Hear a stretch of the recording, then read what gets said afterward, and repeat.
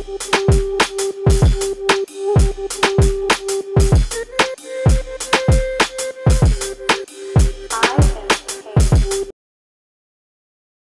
gonna do that still. All right. It's your boy Pain. I am Pain. Viva la Pain. Whatever you like to call me. We are back for episode 2.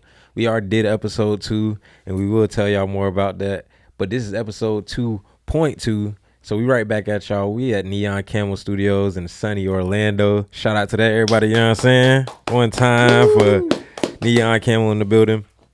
But yeah, we here. We back. Viva la Podcast. Before we even get anything started, the first thing I want to do is just scream a huge shout out to everybody that tuned into the first episode, seeing such a influx of new followers, new subscribers, people posting the clips that we've been putting up, the YouTube videos, I think sitting at like 200, a little over 200 views.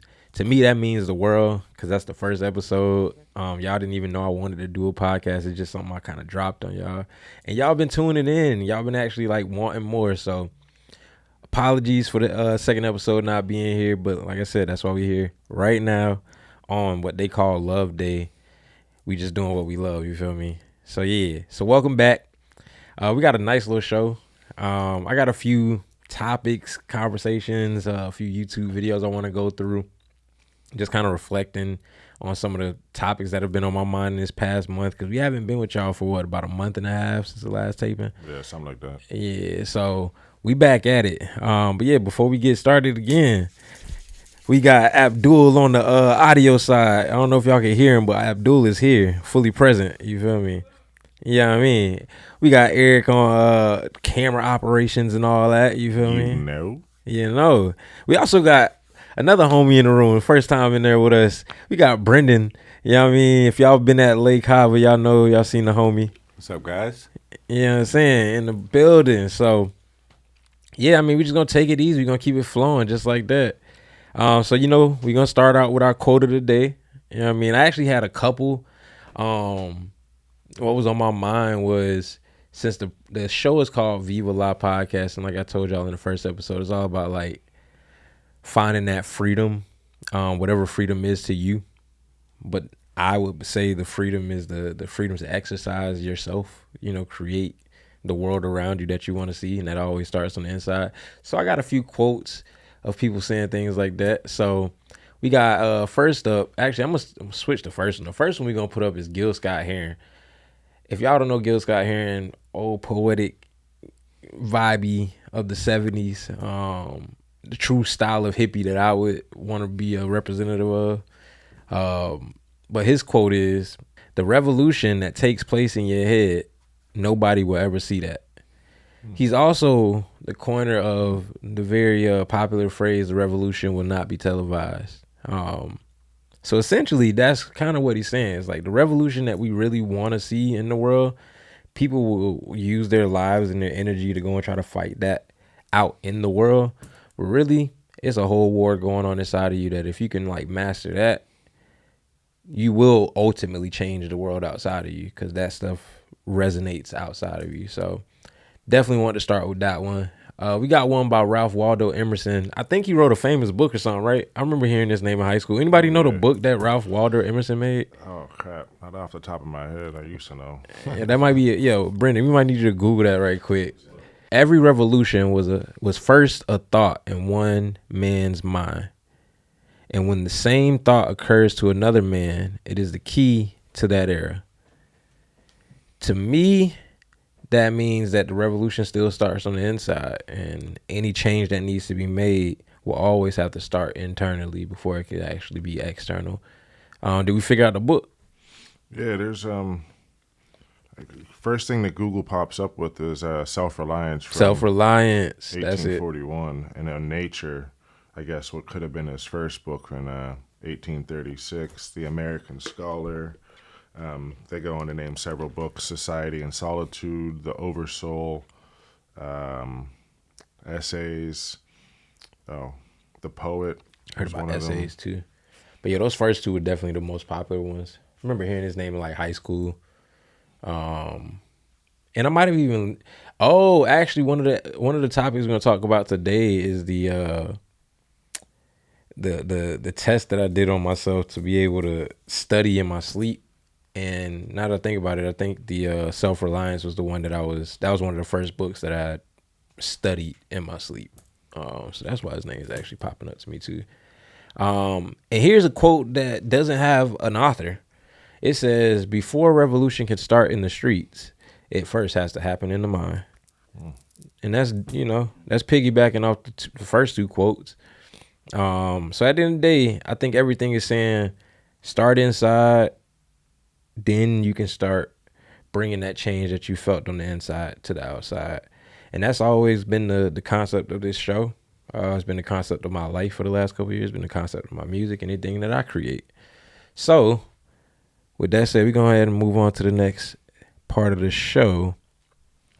So I want to speak on what Viva La is.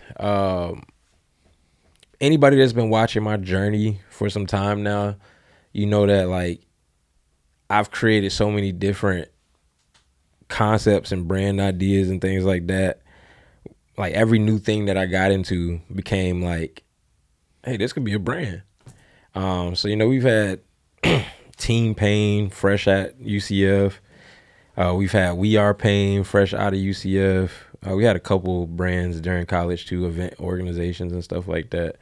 But the ones that are the defining ones for me that people really know of, We the Future back in like 2015. Viva La since 2020 has been a brand that I've been working on, and now it's here. Shout out to that. Woot woot. But essentially, yeah, these are all things that have been concepts in my head, and over time I start to create the functionality around it. Like I want to take that thing that's in my brain, burning my head, and like create it into something physical. So Viva La did first start as it was a conceptual shift for me as an artist. I had already been B Pain, which is just my name, Brandon Payne, since high school. As we said in the first episode too, B Pain before J. Cole was J. Cole, way back. Then during or after college, I switched to I Am Pain, which is the earliest iteration of what we are today.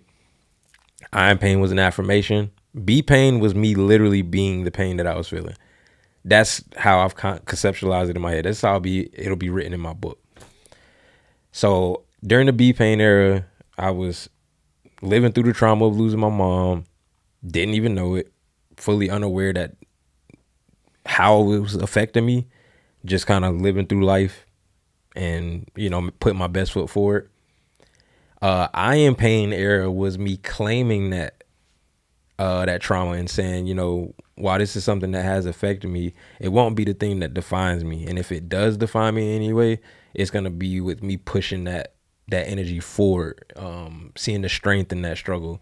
So I Am Pain was me literally claiming the pain that I've been through, only so that I can show the power over it. That nothing can actually hold you back in your life. So that whole I Am Pain era was essentially embracing that. Then of course it got cut to just Pain. We took off the I Am, just simpler, one syllable name. I like it. But y'all know that V's always been there for my mom. I've always honored my mom and my dad in the things that I do. I think dads don't get enough appreciation in today's society. That's another conversation. But no matter what struggles I've had in my relationship with my dad, I will never take away the fact that he played a big part in me getting the genetic DNA that I have. So if for nothing else, I will always appreciate that. So Pain being the last name for my father, V, the first letter of my mom's name. We shifted then into the Viva La Pain era, and that's where we're at now. We're still in that. Started around 2020. Started around the COVID crisis. I took the time I had already been an entrepreneur for about 3 years at that point. So like full time creating and being blessed enough for that to make me some money and, take care of my bills and things like that. But 2020 was a good time to just stop. And stop I did. I appreciate it. I changed my whole schedule, my flow. I was up at a certain time every day. I was had my perfect like morning meal smoothie, like y'all saw me making today. I finally got me a blender so I could do that. But smoothie to start the day, bottle of water, clear out all the internal things that, happen overnight, things you're breathing and inhaling. But the key part of it was the meditations. Started a little TV show via IG Live. It was called Royal Rising Meditations. And every day for an hour from 9 to 10 p.m., had a group of people on IG Live. We meditated together. We journaled together. We reflected on our lives and things that we were dealing with in this change that affected the whole world. But that's where the conceptualization of this podcast came from. Was that TV show. So I say all of that to say, keep working at your dreams. Any idea you have can become goal. It just takes time. It takes effort. It takes focus. I had other things I was focused on. That's why the show wasn't here. But over this last year, I decided to focus on it and decided to shoot an episode and decided to build a team to do it. And here we are. And it's only episode 2. So 2 of many. But I'm proud that we're able to do this. So yeah, that's the first concept. Viva is a thing. And there's going to be more that unfolds over this year. There's so many great things happening. But this podcast was how we actually started the year. And I'm proud to do it. So we're going to get another cheer in the room for that. You know what I'm saying? Woo woo. You know what I'm saying? All right. So yeah, we're going to jump into a topic about integrity. Picking up where we left off in the first episode. My thought before we jump into this video, I forgot what this video is. But I got some timestamps. So that means it was probably something important said. But what I wrote was, there's a war on your integrity. There are powers that get stronger with every new person willing to shit on their principles. And maybe Terrence Howard actually said this.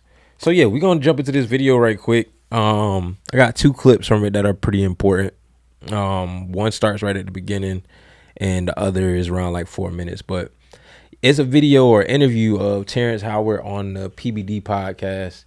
I don't necessarily like super tune into this show, but I have seen plenty of interviews on here that were just interesting information. So yeah, let's jump into this one. So when you give up that man card, you don't get that back. Are you saying what I think you're saying? No, I'm saying what I'm saying. You don't get that back. You come into this world as a man one time. You give up that right for anything, for fear of being hurt, fear of somebody doing something, for wanting to gain something. When you give up that man card right, you lose some spiritual energy that has always been pushing through. But when you give up your manhood, I've never seen somebody recover from it.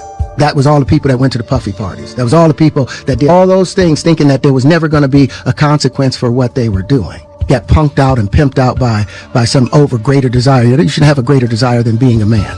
So I believe that's a big problem with a lot of the actors out there, because you get fluid, and next thing you know, once it go fluid, it's gone. You don't have any foundation to pull yourself back from. So maintain your man card, no matter what. So you see some guys struggling with that. You see Bieber struggling with that. You see some of these guys struggling with that. They can't get it out of their head. They can't get it out of their head. Things that they did, no matter how they did it, whether they were drunk or high or whatever, you gave up your man card. You need therapy. And that's the thing that hurts them the most. And so they end up on drugs, end up every way to try and get rid of any principles. So, okay. So let's reflect on that first part. So if y'all seen that, the visuals that were being shown, and actually, let me ask y'all's thoughts on it before I jump into it, because I already have mine. But what do y'all think about what Terrence Howard was saying in terms of a man having the desire to be a man and not allowing anything to affect that is kind of lingering around? Any thoughts on that? I mean, it was pretty clear cut. You do some shit, you ain't a man no more, bro. Like, at the end of the day, the more it sounded like that you were saying that it just eats at you. You know what I mean? Slowly but surely, over time, it just eats at you till it consumes your thoughts and consumes who you are. Absolutely. And you know what's crazy about that too, that just came to head? It's like, that's like the importance of not seeking instant gratification. Because like in that moment, if you just want something so bad, you are willing to give up everything for it. But it usually ain't even worth that. You know what I'm saying?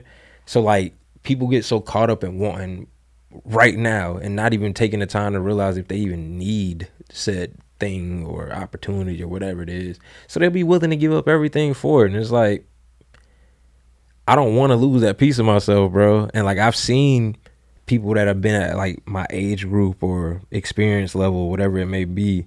And I've seen those moments where like they said yes when I said no. And maybe we kept progressing at the same rate, but I see them change. I'm still giddy pain. You know what I'm saying? I'm still giddy ass B pain from high school. A lot more like understanding of myself now, a lot more sure of myself than I was then. But for the most part, while I've struggled, which is also, I think is not just even being a part of being a man, but I think it's just being a human. Like every single person on the earth is struggling with something. You know what I'm saying? Everybody on earth can have something that they make the worst thing on earth to them. You know what I mean? But how selfish is it of me to think that mine is any more important than yours to you? You know what I'm saying? So it's like, once we understand we all are going through many things, and it's usually the same thing. That's what I realized in the meditations, bro. Like I would wake up, write my first thought on a note, find a meditation, and this is all before we actually start the show, that I want to do in that. It's usually like 10-15 minutes worth of meditation. But I'll start the show while everybody's coming into the room. I got my music playing. I got a little Rise and Vibe playlist that's still on Apple Music. And I'm just like, how y'all feeling this morning? Like, what was the first thoughts in y'all brains? And when I say damn near every day for 10 weeks, everybody was thinking about the same thing when we woke up. How? There's no way to describe or to explain that other than we're connected. Absolutely. There's no other way. We're all pulling from the same bubble of inspiration and science and spirit. It's all from the same place. So now talking about this video. So if y'all seen the imagery, Justin Bieber was the key focus of not necessarily Terrence Howard's conversation. This is a video edited of the PVD podcast by another YouTube creator. DD's got a podcast. So he actually added that edit of Justin Bieber being involved. But essentially he's showing how we've literally watched Justin Bieber in public eye. And at this point, it's kind of crazy nobody's saying it. They're just kind of observing it and saying, oh, that's weird, and kind of moving forward. But like, the dude looks like he's screaming a cry for help every time he's in the public eye. Yeah. Every single time. For a while now. So exactly, for at least the last like 10 years. I would say people have been calling it out. I would say it's been cutting more and more and more. Yeah. But it's like the people that are calling it out are the us's in the world. It's not the people that know him directly. Because they're benefiting off of it. Exactly. I think that the recent events have shown that they benefit off of our suffering. I don't know if I should get into all of that yet. Not quite. But so with that said, we all, and I want to run this show in a way that like you can go back and watch this and it's not like time stamped in the sense of like we're talking about current topics. But the Grammys did just happen not too long ago, like 2 weeks ago, right?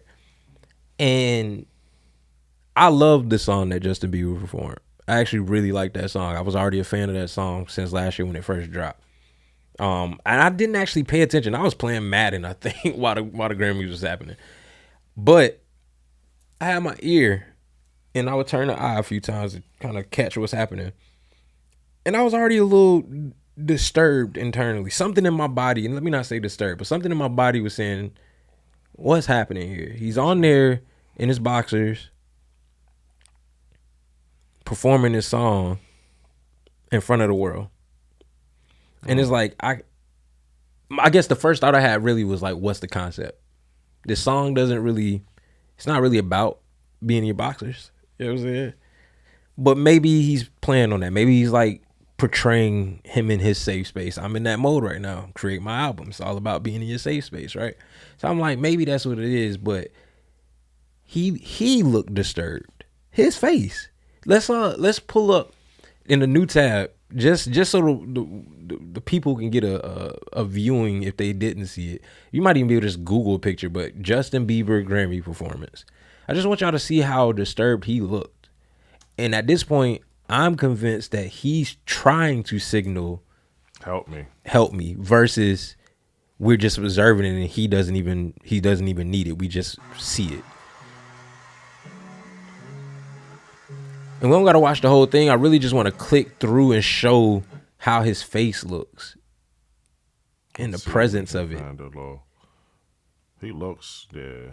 He don't look well, and he's such a talented kid. You know what I'm saying? Like, but how many times do we gotta see a child enter the industry and turn out stressed out on drugs? Like, we've seen it forever. I'm talking about who's the little blonde haired girl from way back. I'm talking about the 90s. No, I'm talking about the 1900s, early 1900s. The girl Shirley Temple, like the girl from Wizard of Oz. Like, all these kids have been tormented by this industry since the beginning. When do we recognize it?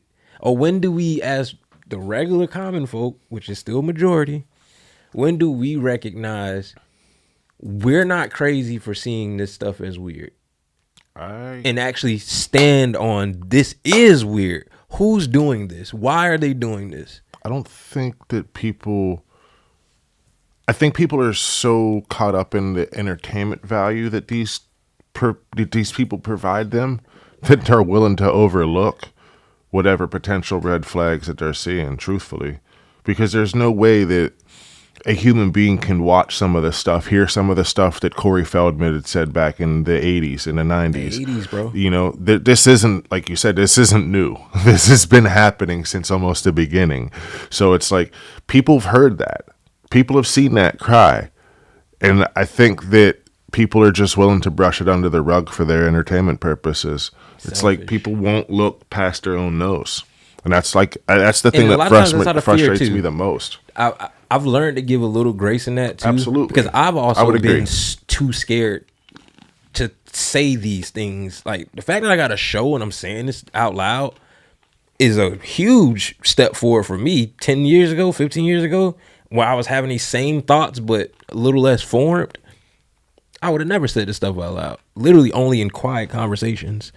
So, like, I try to respect that part, but I don't want to say I have any like frustration or anger. I guess it can be a little bit of frustration, but it's really, my heart goes out to the fact that people are they hurting so bad that they don't want to allow themselves to focus on more problems. You know what I'm saying? Because, like, what can you do about it for real is the thought.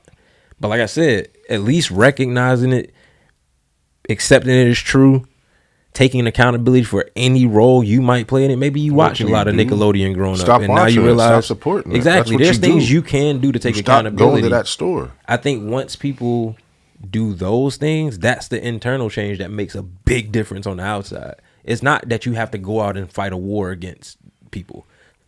Fix the war on the inside, and it literally will start to. And the more people do that, one accord is way stronger than 8 billion people on Earth running in separate directions.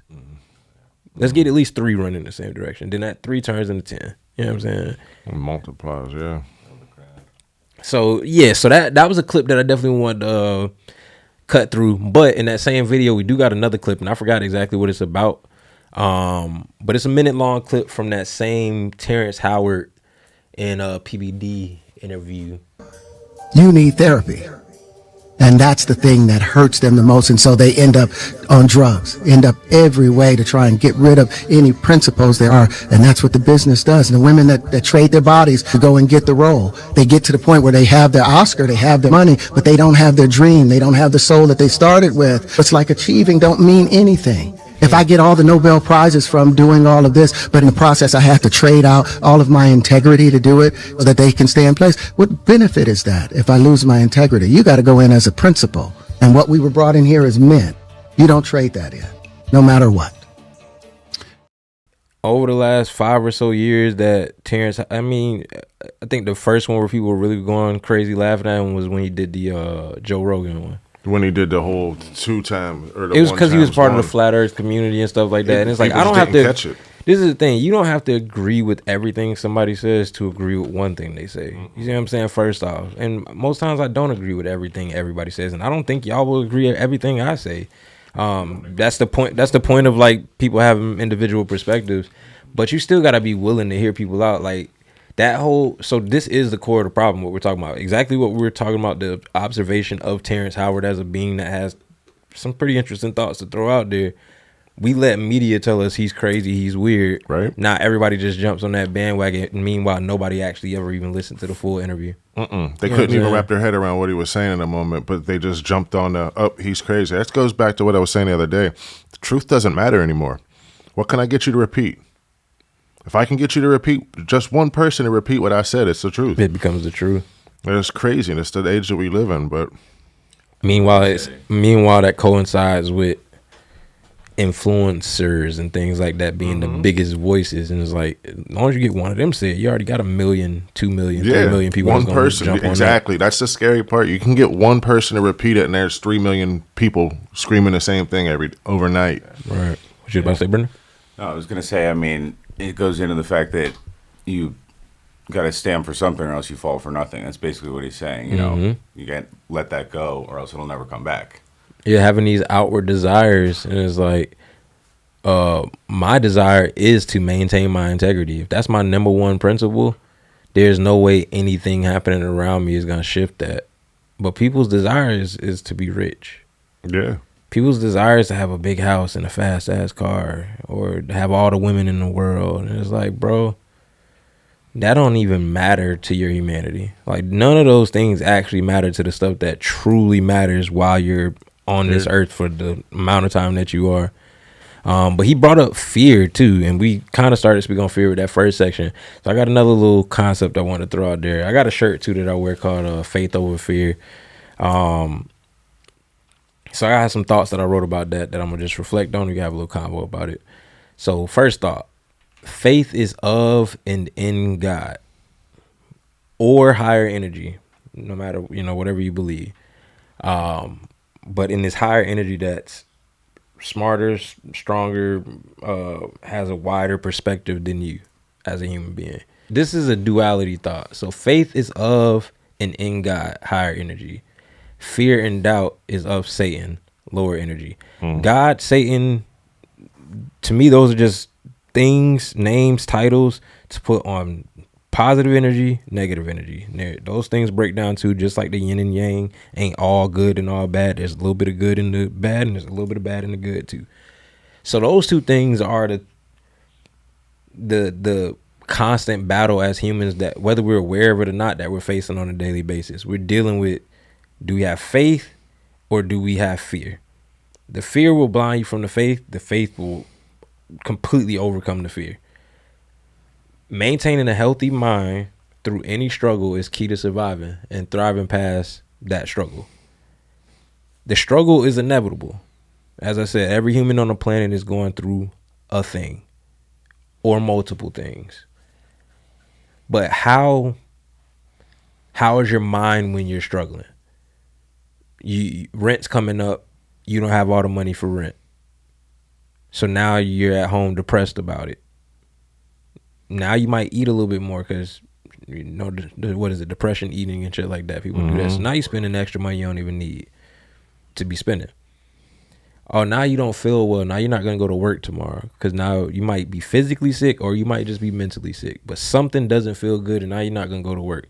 Meanwhile, the original issue was that you just needed money to pay rent. And you're doing all the things that are opposite to getting the money to pay rent. That's what fear and doubt and the things that I say are just of a lower energy that we shouldn't even be acknowledging for real, because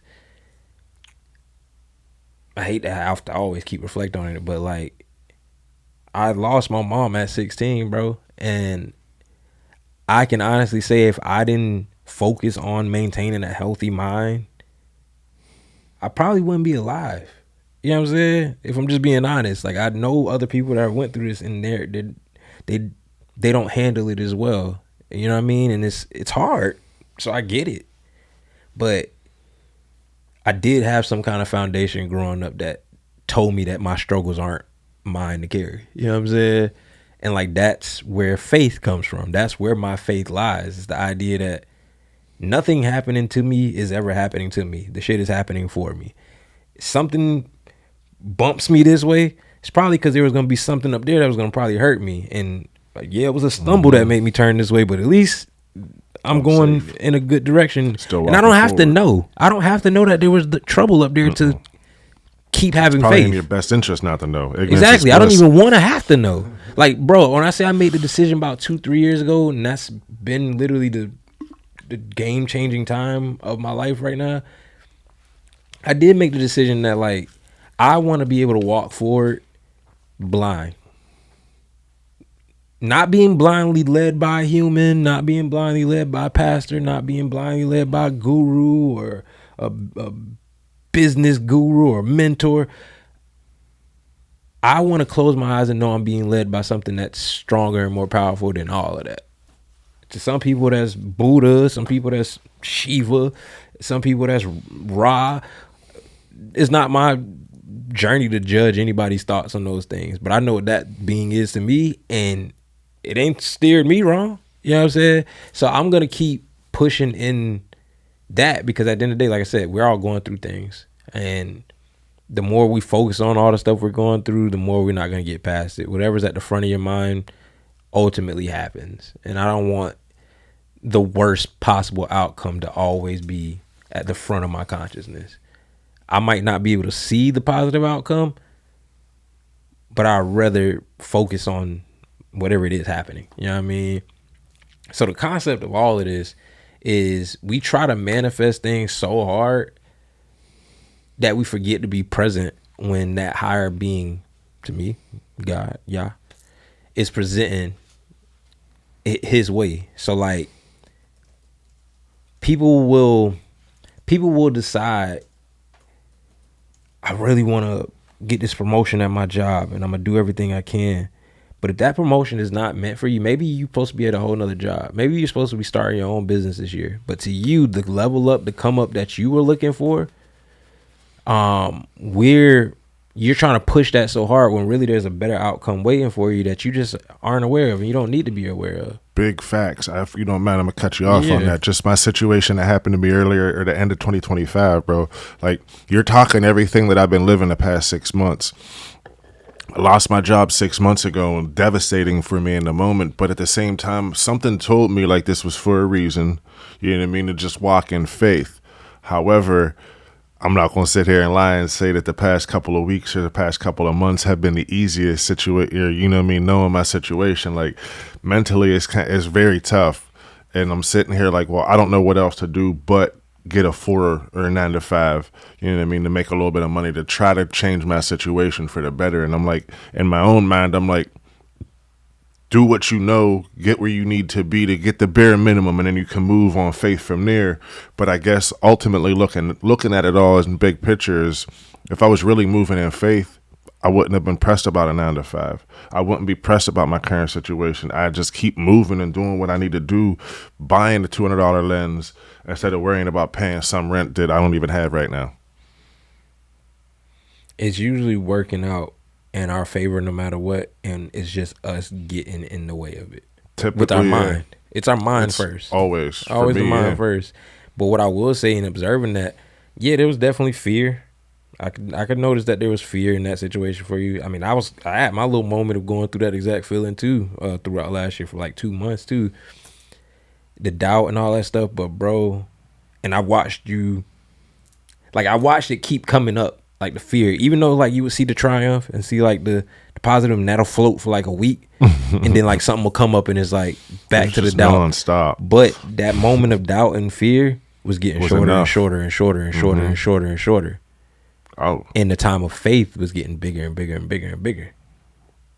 That's you know what I'm saying? So it's like, because all you're doing is fighting your natural, like that's human. Mm-hmm. So I'm not trying to say anybody's wrong for feeling fear, and like these are natural responses of the body.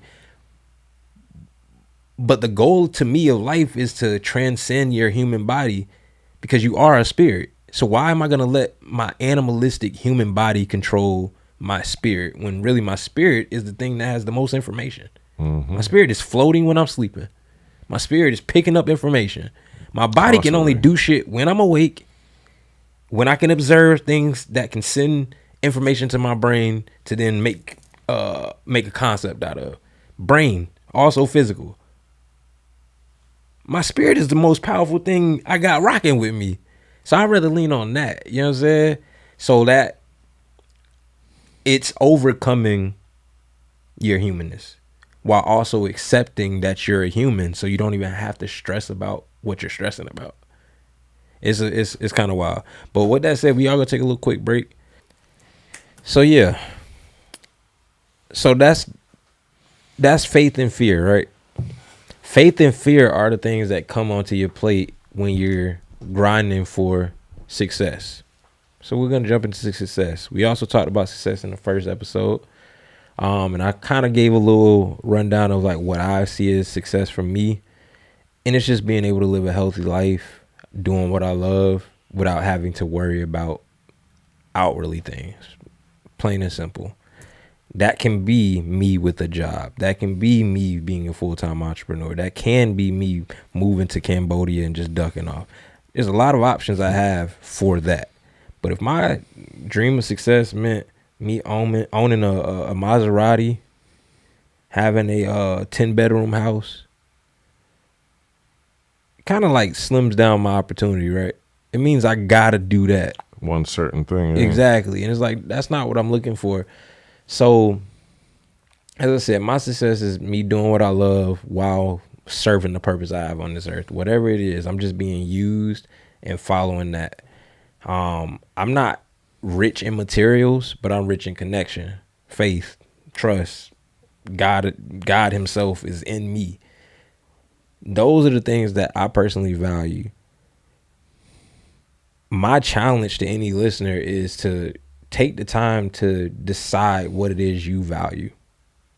Just write a list, 3 to 5 things that at the top of the list. It could be family, it could be your puppy, like whatever it is.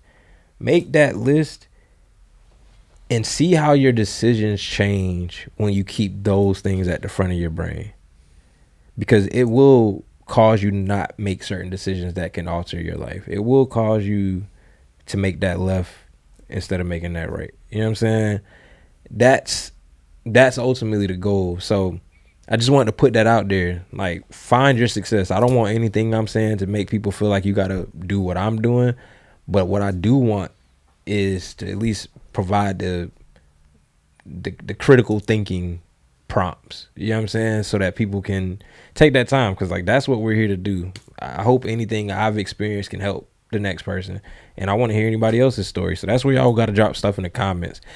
We did get a good bit of comments, real side note, on that first episode. But I got so many more in-person comments, which I do love and I do appreciate. But also drop that stuff in the actual comments on the YouTube video, because you never know who's reading it. Yeah, if you love the content, then that means somebody else has got to love the content. So if you're putting comments on YouTube or hitting a like button, you know this is going to get out to more people. And that's the ultimate goal. More people to hear the message. Yeah. Not only will the comments and things help the video be seen more by other people, but like I said, you're going to find other people in these comments that resonate with what you say. Whatever your reflection was, there's somebody else that might have that same understanding or might have questions about it because they're seeking an understanding in themselves. So don't forget our comments, the sharing of the videos, the interactions on Instagram, the live tune-ins on Q&A and all that. All that's being done for the purpose of building a community. That's the whole goal. This whole Viva La thing is a community. I'm one person, but I'm hoping to inspire other people to like really utilize humanity the way I think it should be used, which is each other. Work with each other, build with each other, get through your struggles together. There's no need for isolation other than I need to focus on my shadow right quick. I need to figure out what it is I need from me. But you still got to come outside to test that amongst other human beings, because you're not going to be able to do this thing alone. This thing called life needs other people. Shout out to Prince. All right. So with that said, needing other people. Oh, so let's jump into AI versus the natural human. I forgot what this video is as well, but we're gonna pull up a video that I titled AI versus natural human. It's a YouTube video by a channel named Medieval Mindset. And let's just see what he has to say about the AI versus natural human conversation. This was the beginning of the end for feudalism, at least in Western Europe. Over the last few decades, we've treated human beings like cogs to do silly, repetitive tasks in a depressing office somewhere with fluorescent lighting and open floor plans. I can personally attest to this as I've worked quite a few of those jobs. All of a sudden, AI arrives and floods the market with infinite free text and art and video. It can also fill out a spreadsheet and send an email and even write content. It's killing the value of generic work, wiping out this bizarre system we live in of copy-pasting emails and moving data from one Excel tab to another while we pretend it means something. Just like the Black Death made human labor expensive, the AI flood will make unsimulated humanity the ultimate luxury good. Right now, we're all worried that AI will replace us, but within the next few years, there will be inevitably a grand realization that AI can only replace the drudgery. We'll be left with the work that actually requires a soul and some real critical thinking. It's going to be a movement from an economy of quantity to an economy of quality, where we shift our focus to doing the things that the machine cannot. The thing here is, AI can't try hard or risk failure. Only a human can do those things. There's another interesting direction we can go here with AI. In my last video... Oh, we can stop that. Hey. So now I'm remembering why I like this video and wanted to reflect on it. Like I said, most human beings move out of fear. It's natural, right? Which is why I like the people that can stand up to fear and go do the daring tasks are looked at as like the warriors or the gods of the past, you know, because they fought that fear. So what's interesting about this video in totality, and I urge y'all to go watch the full thing. We'll have some way for you to We'll put some view link this. in the corner, You're probably in the bottom left corner or something like that. Or even in the description. We'll have it somewhere for y'all to see. But why I like this video is because this dude is, a lot of people were scared when AI started popping up, justifiably. But for some reason, I've not really had the fear, even being an artist and knowing that like AI is on the opposite end of creativity when it comes to that, according to society. I look at it like anything that's put on this earth can be a tool, no matter what it is. Exactly. It's about how you're using it. I know that I'm creative enough to take the idea that I have, use AI to enhance it, and then probably go do it again myself even. You know what I'm saying? But you still need to be a creative person to even come up with a prompt. So I like this video, and it'll probably show more in these other clips that I have from it. But I like that it's reflecting on the good that will ultimately come from AI existing. As he said, the true commodity over the next 20 to 100 years most likely will become who's real. Yeah, human thought. Everything is fake. Everybody's complaining about it too. You know what I'm saying? Yeah, like nobody's actually happy about it. Everybody's saying we don't know what's AI or not. We can see a video on the news and not be sure at this point. Nobody. People are looking at people's faces and bodies and saying, hey, that's fake. You're not that. When you have a child, they won't look like that. There was a lawsuit. I don't know if it was here in the United States, but I remember reading this about a year ago, maybe in Wired magazine, that there was a gentleman, I think he was an Asian man, that married some woman, had kids with her, and sued her for an absurd amount of money because they kids did not look like her at all. That's a real thing. So like I like hearing how AI being in existence right now, because it's always gonna time. That's why time heals things, because you got to watch the time it takes for things to shift. Like it takes, don't quote me, but it takes thousands and thousands of years of observation to even recognize that the earth has a tilt to it. You see what I'm saying? I mean, so like things take time to even have a clear, like if you look at something only this little blip of time, like if you just look at your lifetime versus the fullness, totality of human history, Right. you have no clue if you're just looking at your time You're on a Earth. sliver. Yeah, we're literally like the You're a last sliver of time. 0.000 of the full Earth timeline. Right. So hearing him speak about how it's gonna push the commodity to being like real again, that gives me hope because I'm real. You know what I'm saying? And I try to value, and all the people that I have around me, I believe are real too. So knowing that me and my friends are about to be commodities, that's a commodity in the sense of like more valued. Oh, I see what you're saying. Yeah, now. yeah. Not like people can buy us, but Yeah, like, what is it? I peeped that. Nah, but commodity in the sense of like will be the what's actually valued on Earth again. You know, people want to see reality. Ethics and morals will be valued over something that's the AI isn't able to understand semantics. It doesn't really understand what it's saying, even though it seems like it does. It makes it seem like it does. But say with law, it can read the law, it can, spit out something that sounds good, but it's never going to understand what it really means and to a human being like you would. Emotion, I think, is what you're trying to say. Yeah. Like, that's kind of a lot of what we're talking about tonight touches on, and what you were just saying actually brings me to why I'm here in Florida and how this whole setup actually works. I'm not going to get into it because it's a huge story, but removing emotions from something, I'm not sure how that's going to work out. So I think you're 100% right on point with that. And this gentleman, as well, with the whole people like us will be the commodity in the future. So that's why I put such a focus on our experience as human beings is a physical one and a spiritual one, because the thing that AI is missing, like he said as well, the AI can't risk. It won't have that feeling of that gut drop of like I'm doing something that's daring, but if I do well, they don't have that conceptualization of what we experience as humanity.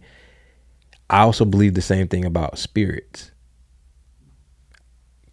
Theory time. So look, I have a theory that, and I guess it's not even necessarily just a theory. Disney Pixar soul completely goes into this as well. So there's other forms of media talking about this. But the idea that if we are a spirit, which science, I believe, has proven that after a person dies, a bit of weight 21 grams does leave their body. And that's what they believe the weight of a soul is in physical terms. We still don't understand the soul, of course. It's not something I think we will actually ever understand. The most understanding I've gotten has been from reading the Bible and other forms of text in that study. But the idea, if that's the truth, that would mean that your spirit exists before you're physically born into a body, and it exists after you physically die in that body. I think that's what the Bible tells you in the first couple of paragraphs, honestly, in Genesis. And now science is agreeing, right? Mm-hmm. So what I believe the role of science and AI and all these things that we're seeing be put into action, I think they're trying to recreate nature. Absolutely. With technology. Absolutely. I mean, CERN, if you look at CERN and what they're trying to do, I don't really want to get into all that right now, maybe. But weather control and fucking particle CERN colliders. In general, they're trying to recreate the Big Bang. Exactly. Let's do the biggest form of, like, we already have the power to do the highest form of creation, which is have sex and create a baby. Create life. Like, create a whole nother human. People out this bitch trying to play God. Create a universe, right? Not realizing whoever said you were supposed to do that, right? Why do you want to create a universe? That's the battle. So all the technology and all the money, as we discussed in the last episode, like all of our work hours and all of our time that we put into making money and the tax dollars and IRS and all this other stuff, we're just funding the rich people on the earth trying to create their God. Big Bang, yeah. That's all. Essentially, yeah. So when we, zoom back into our perspectives of this, we know that soulless people can't do what we can do. They'll never be able to pray and know they're protected. They're constantly going to be thinking about all the things they did, as Terrence Howard was talking about. Let's even jump out of just the sexual thing. All the evil they've done is, I think they're trying to learn how to upload our consciousnesses into memory cards and stuff because they don't want to physically die. I think if they physically die, they face karma. That's what and the I think transhumanism, exactly. movement, They want to be able to live forever, so they never have to face the karma. Because, you know, whether you believe in reincarnation or not, those motherfuckers coming back as shit. They're coming back as little balls of shit. If they're lucky to come back at all. I think they have to. I think every spirit is on a journey to becoming a better it. Well, and it could take as long as you want. It could take as many lifetimes as you want, but you can speed that bitch up if you want. So I guess I wonder in that case, I read something a while back, a couple years before I came to Florida, that was basically stating that once you sell your soul, it's not yours to sell, first of all, but once you give your soul to Satan, there ain't no getting it back. And I read something basically that was saying that the entertainers of today are the original entertainers of old days that just keep reincarnating and keep doing the same thing to play the same role in society. I was about to say theory time, but next time. Because straight up, some may say. So, okay, that also kind of goes into why I study. So, okay, that's actually another reason why I like this. So, the channel's called Medieval Mindset. The medieval times is what, like 1100s, 1200s? It's that part of history. like at least like 1,000 years ago, right? Something like that. His whole channel is about history repeating itself. So like we think what we got going on is brand new, and there's literally nothing new under the sun. There were people acting just like your crazy auntie 500 years ago, 1,000 years ago, 3,000 years ago. There was people in ancient Egypt like your crazy uncle. We are humans. We're human. Right. So when I look at history, I'm looking at the what's alike. And honestly, all this stuff is the same. You know what I'm saying? It's just repeating again and again and again and again. So let's jump into the next clip of this video. Yep.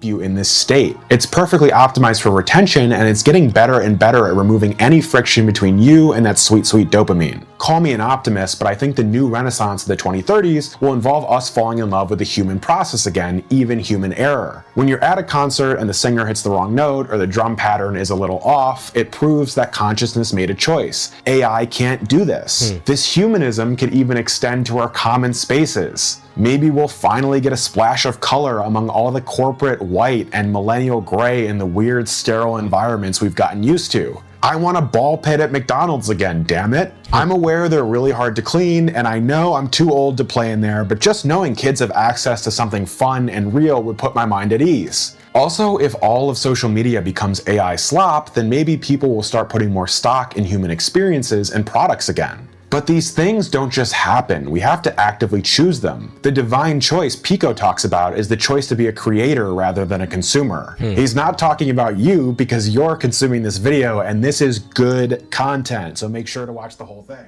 Another earful. And that was a shorter clip.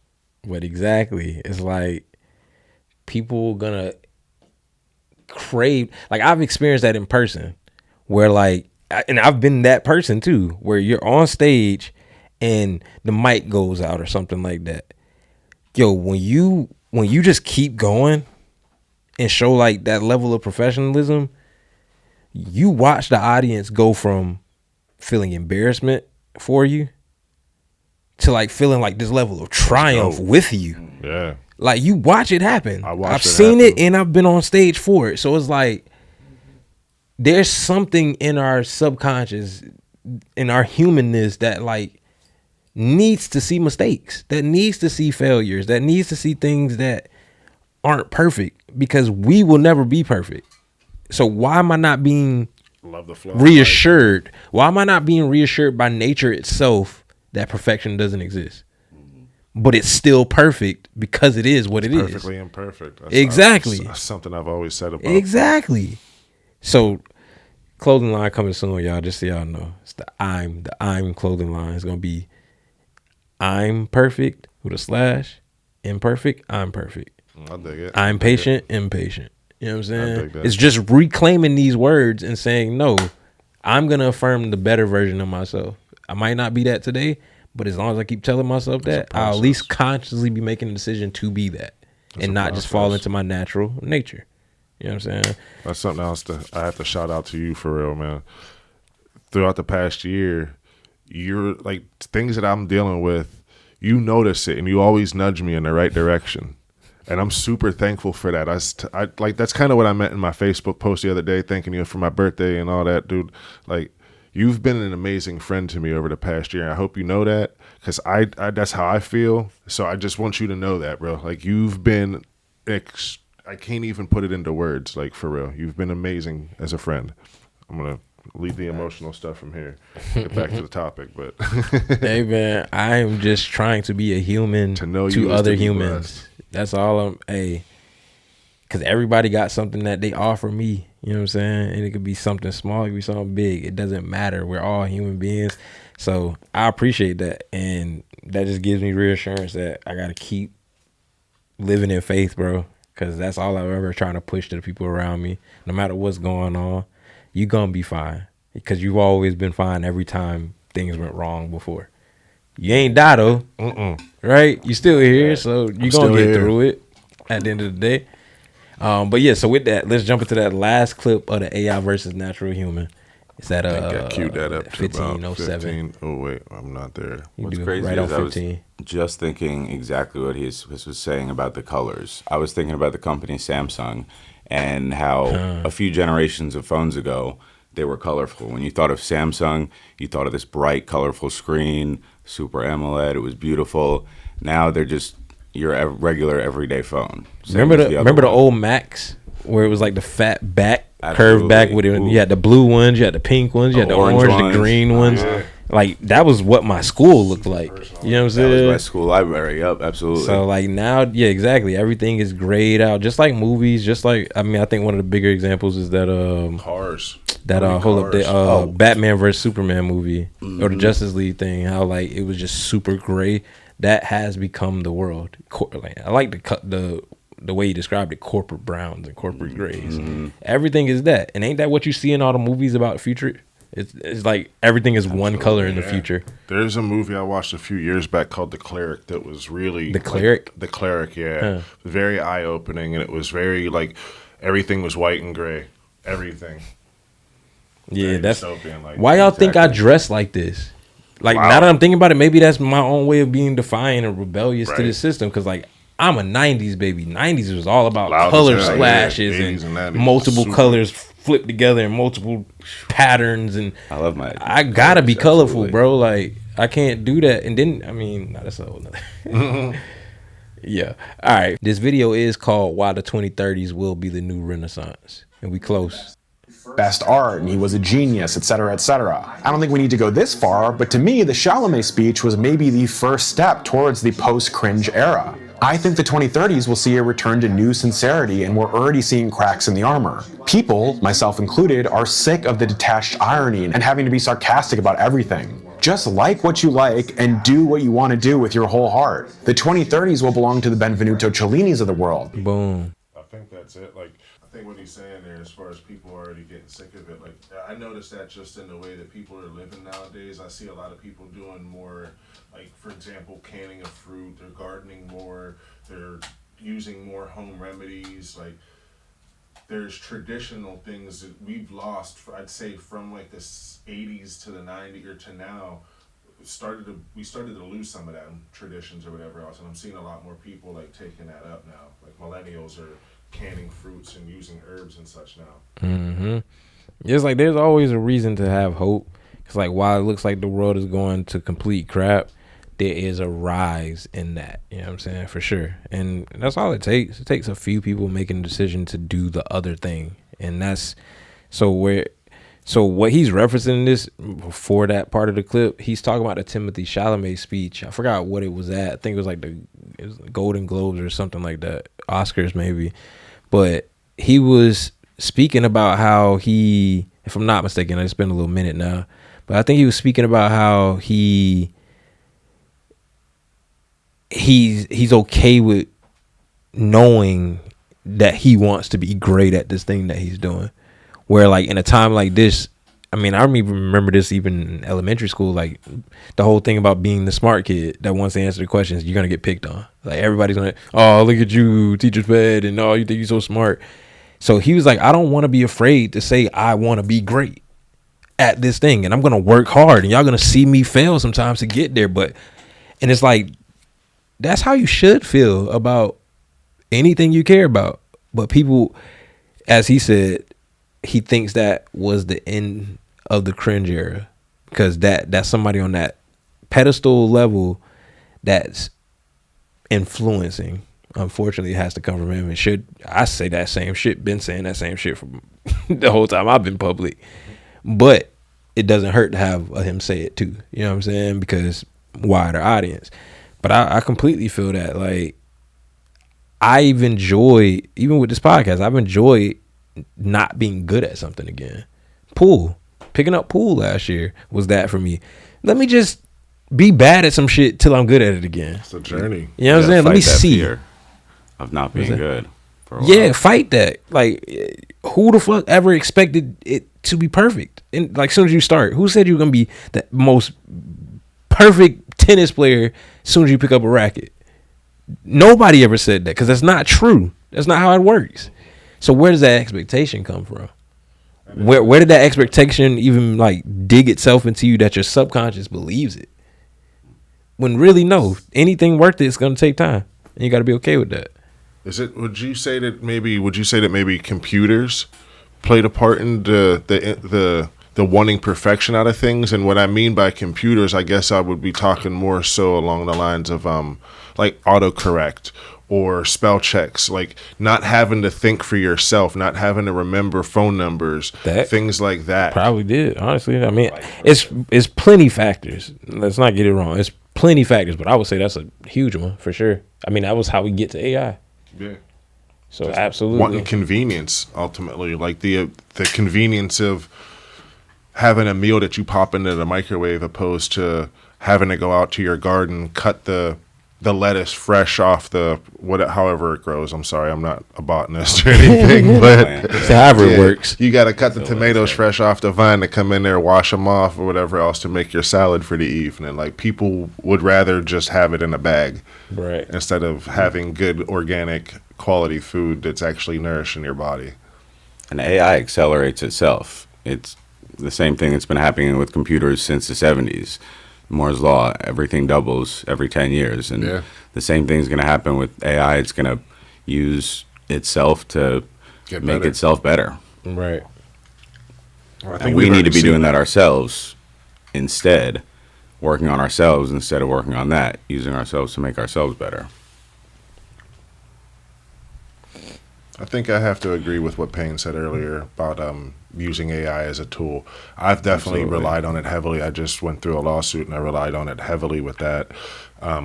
However, that just put me in a position where I'm wanting to learn more now. So it's like, yes, it was the tool that I utilized to accomplish the goal, but in using that tool, I believe that it's steering me towards something that would actually be beneficial for myself and the community around me.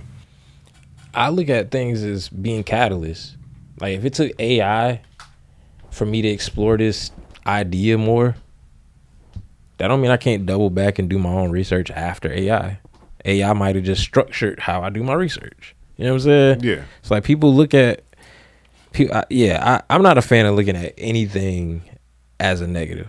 Because if it's happening, it's happening for a reason. You got to look at things as a positive. That's been one of my biggest mental struggles over the past few years, is once I learned that people didn't want to be around me because I was so negative, I'm like, what do you mean I'm negative? And it's like, it took one person out of however many hundred, one person had the heart and the balls to stand up and tell me, bro, it's because you see things negative. Like, you take in an experience and it's just instant negative. You don't see any positive in it. I'm like, bro, if I get hit by a car, I'm sorry, but I can't see that as a positive thing. And he's like, but you getting hit by a car, did it kill you? No, it broke my leg. All right, well, maybe that sat you down for the week because you might have died doing what you was about to do. And it took for something like that to be said to me before I really put a lot of facts.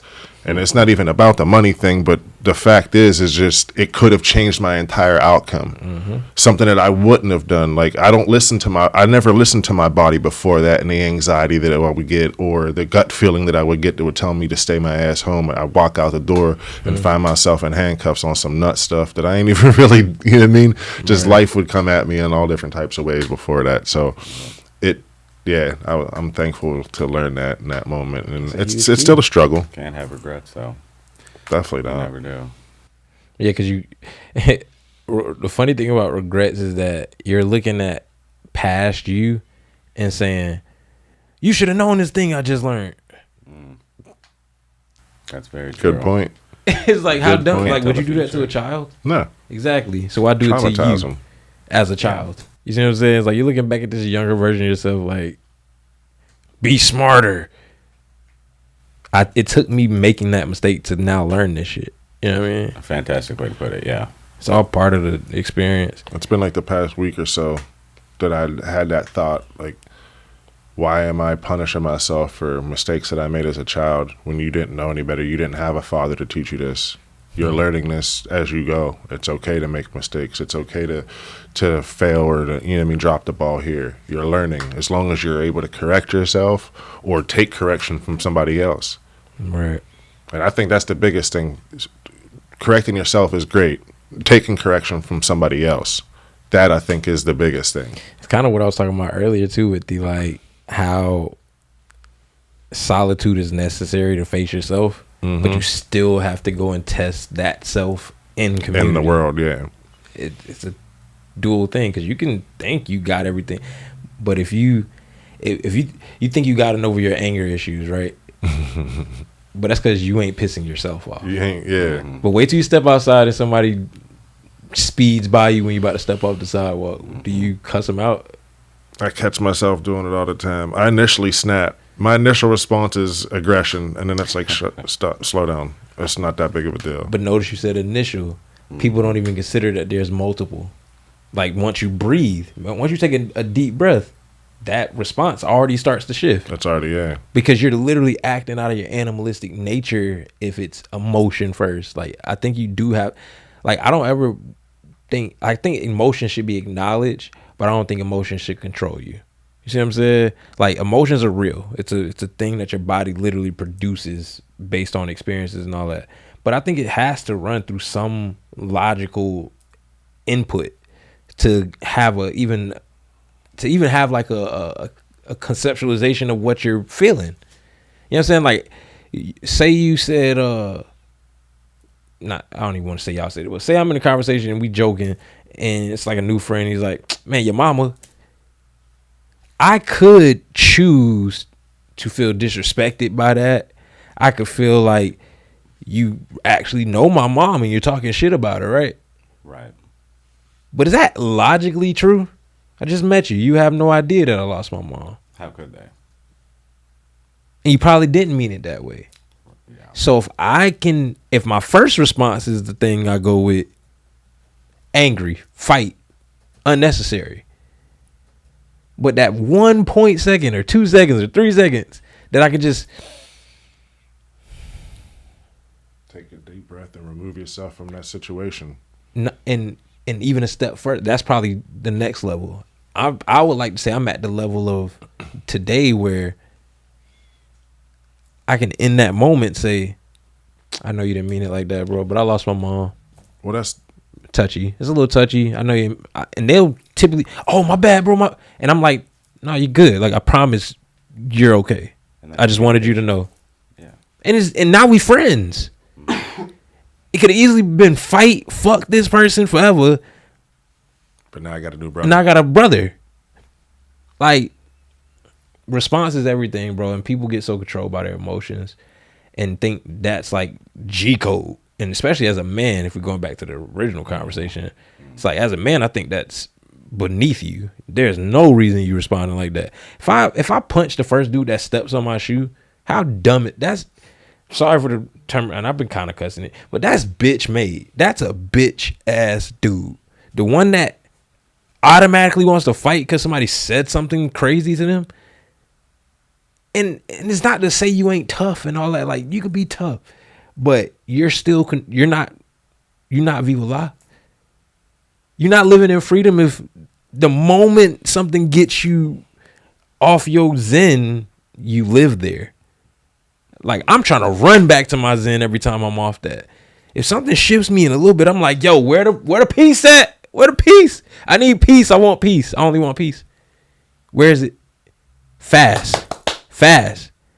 People get caught up in it, dog. Fast caught up into responding for no reason. All right, so for our last topic of today, we got another video from the medieval guy. Oh, what was his medieval? name? What was the? It's right we got a here. second. Yeah. It was from the YouTube channel Medieval Mindset. We got another video that I came across in this past week. I guess I got bro on my algorithm now.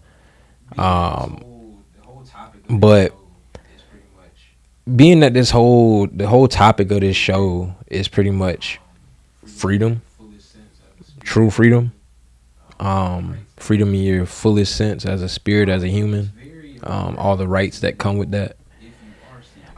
It's very important to know, if you are seeking freedom, you got to know who you're seeking freedom from.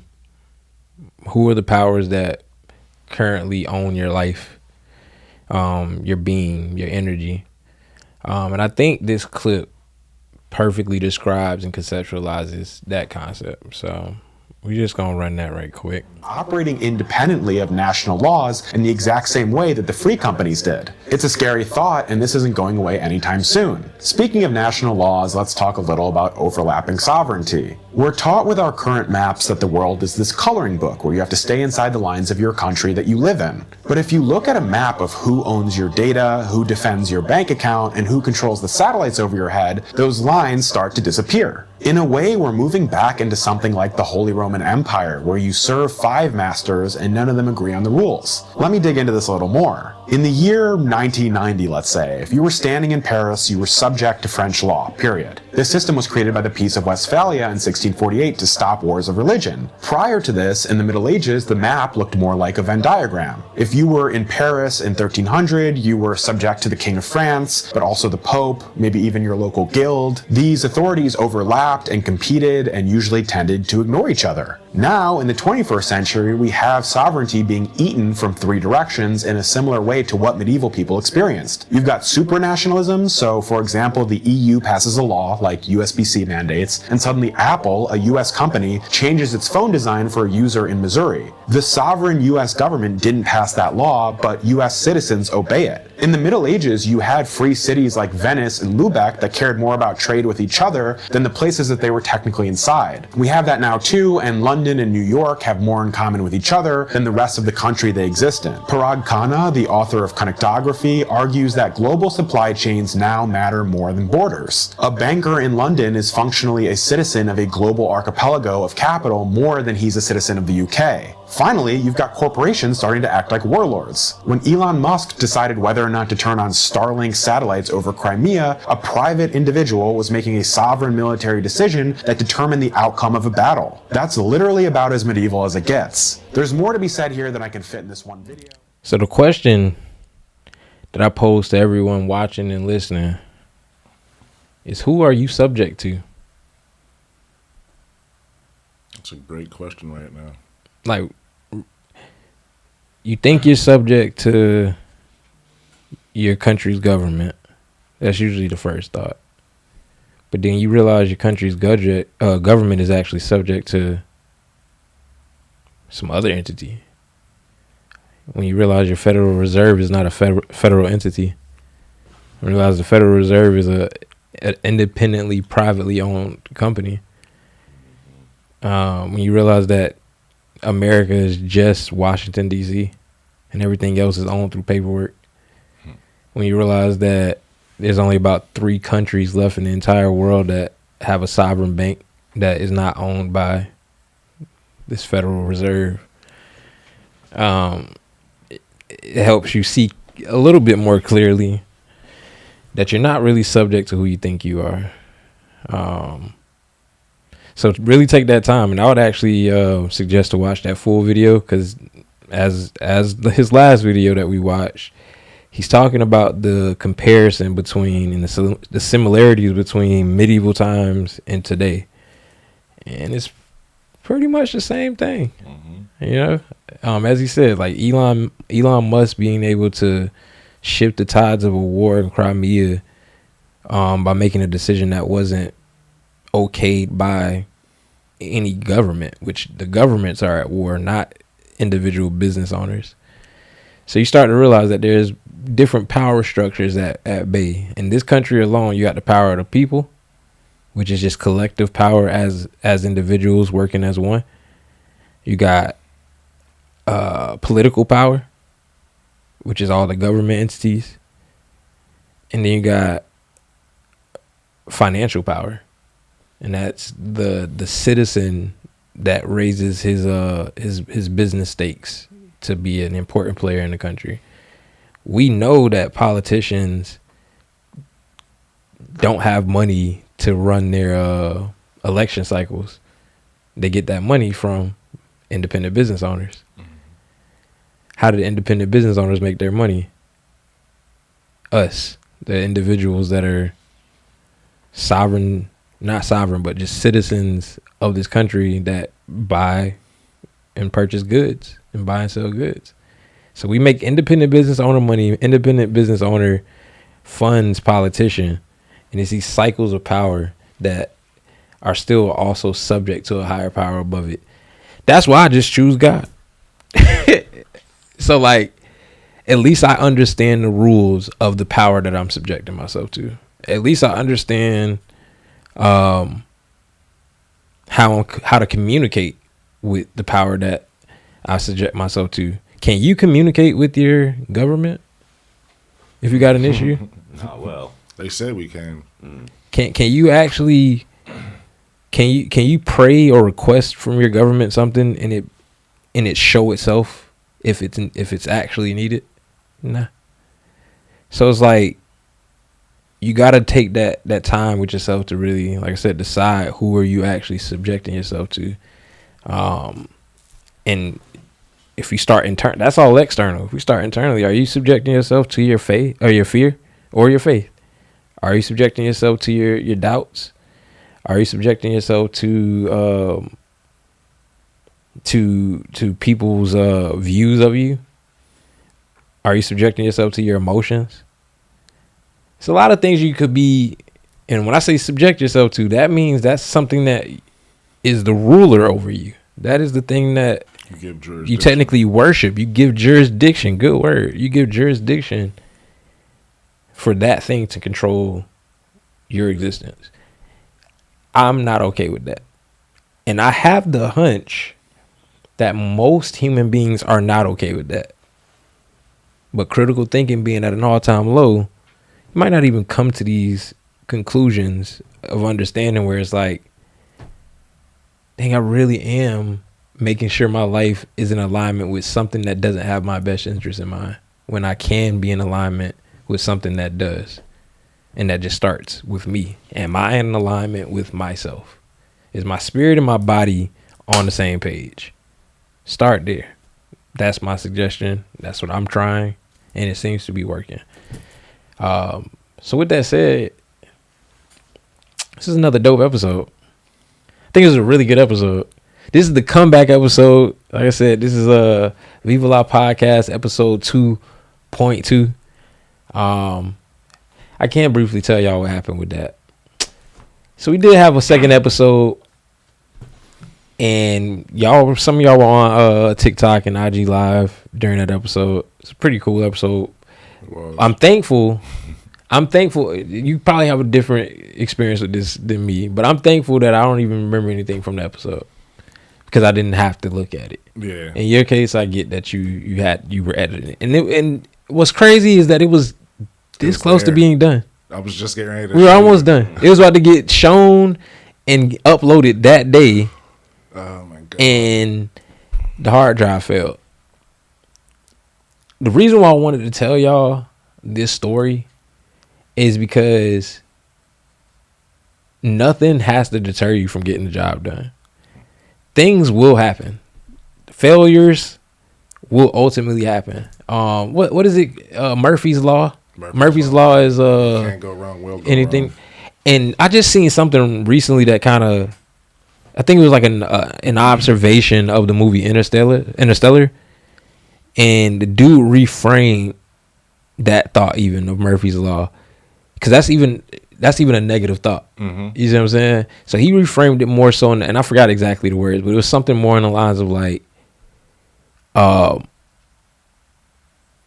there's a possibility for anything to happen, even the good. You see what I'm saying? Mm-hmm. We just, with that, Murphy's Law is typically just expecting bad. But I say that to say, like, I know that there's pitfalls in starting anything new, like, because I've started new things before.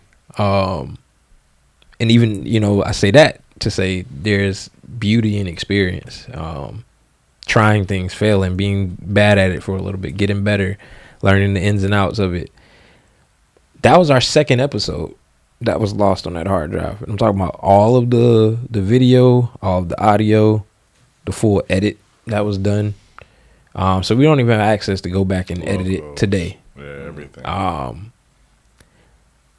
But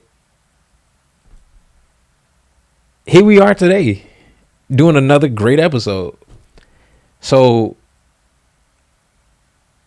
as much as people have been telling me they've been waiting on another episode, and even how bad I started to feel that it wasn't here yet, everything happens on its time. As we said, we aim to make this show timeless. We don't want you to feel like, oh, I missed this episode, so now it's not relevant. Everything that I'm talking about, everything that my friends have chimed in and said, it's all stuff that you're going to be able to use 30 years from now. And a lot of the things that I speak on are things that someone told me in my past. So never fret. Apologize for the delays. But we're here. And we plan on doing episodes more consistently. Keep following the YouTube the YouTube page, channel. Started over. Keep subscribing to the YouTube channel. Keep telling your friends and family.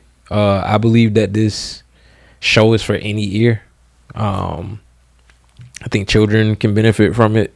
I think grandparents can benefit from it. Your dog might benefit from it.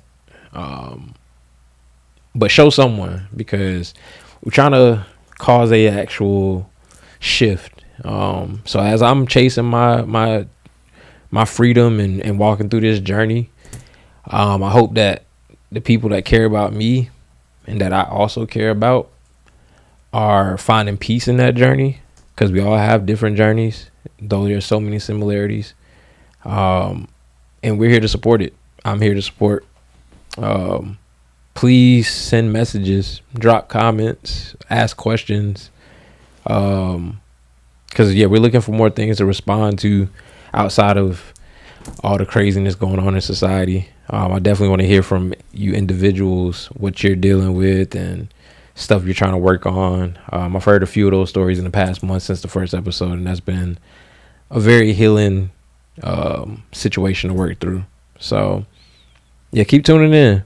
This is the Viva La podcast here at Neon Camel Studios, right here in the Ivanhoe Village district near downtown Orlando. We got Abdul on the audio. Yeah. We got Eric on the producer side, to be honest. You already know. Yeah. We got my boy Brendan on second cam. Let's go. Yeah. And just know, man, this team got a lot coming up. Keep tuning in, man. Pound that, subscribe, everything. Just keep locking in. You know what I'm saying? Viva La Podcast episode 2. We out. Yee!